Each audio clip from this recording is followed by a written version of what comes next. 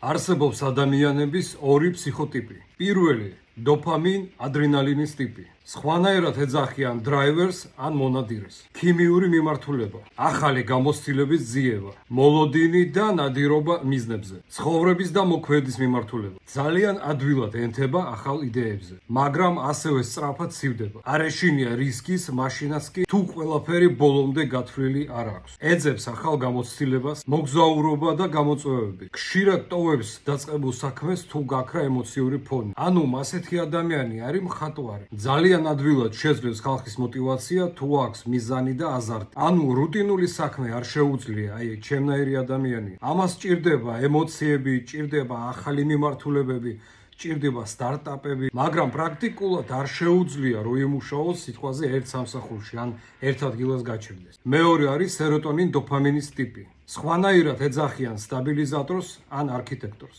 ქიმიური მიმართულება, სტაბილურობა, წესრიგი, ჰორმონის შეგრძნება, ზომიერი ცნობის მოყვარეობა და განვითარების ცნობიერება. უყვარს სტაბილური რიტმი და გრძელვადიანი მიზნები. ძალიან ნელა იწყებს თავის საქმიანობას, მაგრამ ბოლომდე მიყვება. ძალიან იშვიათად რისკავს, ურჩევნია ერთი სამსახური, ერთი მიმართულება, მაგრამ ბოლომდე. ძალიან ძლიერია გრძელვადიან პროექტებში. შეუძლია გააცნობიეროს და კარგად დაგეგმოს. ძალიან უყვარს სისტემური მუშაობა. იდეალურად მიიყვანს თქვენ საქმეს, თუ არის დრო და რესურსები. ანუ ეგ ორივე ტიპი მუშაობს ტანდემში და ორივე არის საჭირო. და თქვენ თუ ხართ დოფამინ ადრენალინის ტიპი, აზრი არ აქვს, თქვენ ვერასდროს ვერ გახდებით სეროტონინ დოფამინის ტიპი. უბრალოდ ეს გააცნობიერეთ, ნახეთ თქვენი პლუსები და მინუსები და ამ სუბიექტურების ფონზე ძალიან ადვილად დააწყობთ თქვენს საქმიანობას.